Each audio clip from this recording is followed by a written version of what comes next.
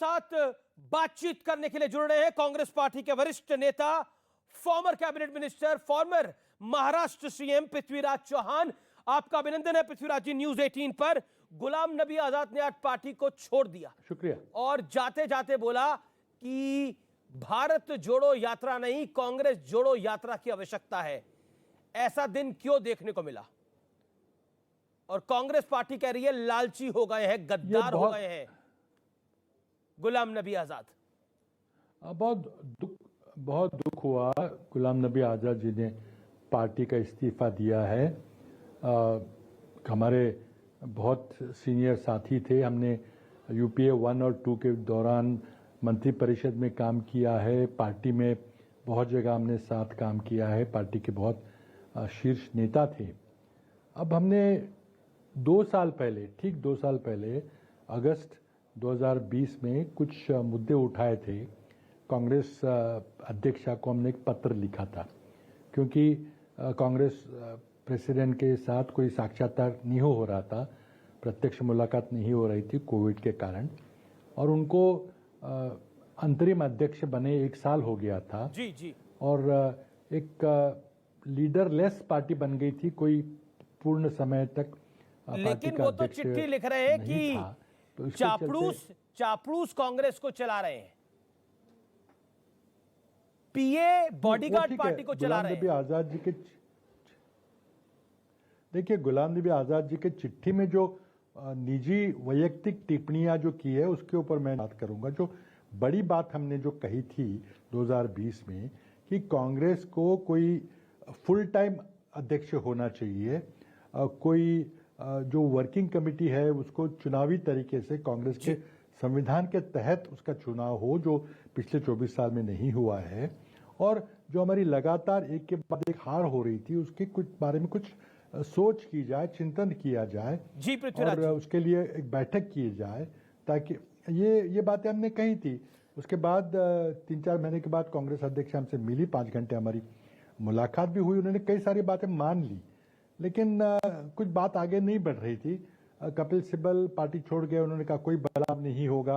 गुलाम नबी भी उस नतीजे पर आए थे कि शायद कोई बदलाव नहीं होगा, और जो वहाँ पे एक ग्रुप सा बना हुआ है वो सभी सीनियर नेताओं के खिलाफ उनको अपमानित करने में लगे थे, उनको हटाने में लगे थे, उनको छुड़वाने में लगे थे। ज्योतिरादित्य गए, जितेंद्र प्रसाद गए। पृथ्वीराज जी, इसी चिट्ठी में तो लिखा गया कि जो गुलाम नबी आजाद ने जो चिट्ठी लिखी, इसी चिट्ठी में उन्होंने स्पष्ट रूप से लिखा कि राहुल गांधी ने 2013 से ही सारा सिस्टम ध्वस्त कर दिया था।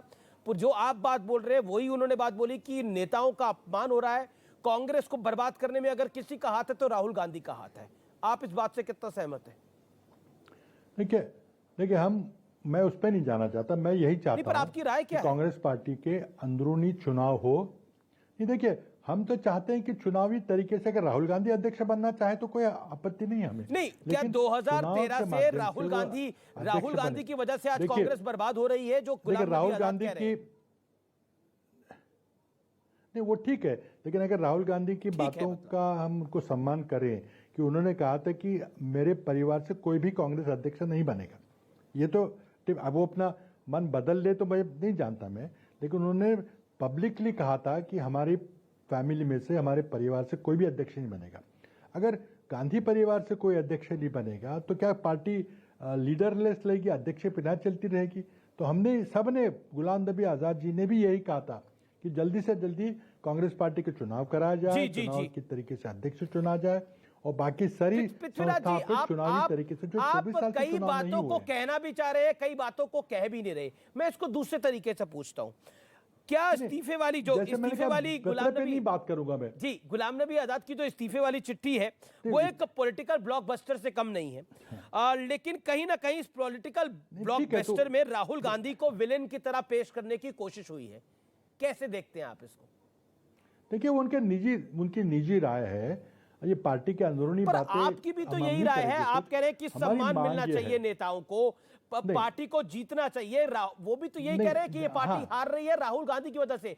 49 इलेक्शंस हुए जिसमें राहुल गांधी ने नेतृत्व किया पार्टी का, लेकिन 39 में हार गई पार्टी। कारण है, बोले सत्यानाश कर रखा है पार्टी का इन लोगों ने। हार रही है उसकी हमने कहा था कि उसके एक आत्मचिंतन हो, लेकिन दुर्भाग्य से उदयपुर शिविर हुआ लेकिन उसका आत्मचिंतन नहीं हुआ। उसका नाम बदल के नव संकल्प कहा गया कि कोई जी। जरूरत नहीं है चिंतन करने की, पोस्टमार्टम करने की, आगे की सोचो। तो पृथ्वीराज ये जी, बातें हो रही है, इसी के लिए हमने सोनिया जी को पत्र लिखा था। पृथ्वीराज जी, मेरा अगला सवाल आप, जो अब घटनाएं मोदी ने घटी तारीफ थी, कर अगर दी आप तो पूरा राहुल जी को बुरा स्पीच लग गया सुने। होगा, उनकी कोठरी को बुरा लग गया होगा, अब वो उनकी टीम को बुरा लग गया होगा। देखिए, अब ये देखिए पॉलिटिक्स अब बदल गया है, गाली गलौज की पॉलिटिक्स आ गई है, लेकिन वो बहुत दुर्भाग्यपूर्ण है कि हम संसद में एक दूसरे का सम्मान नहीं कर सकते।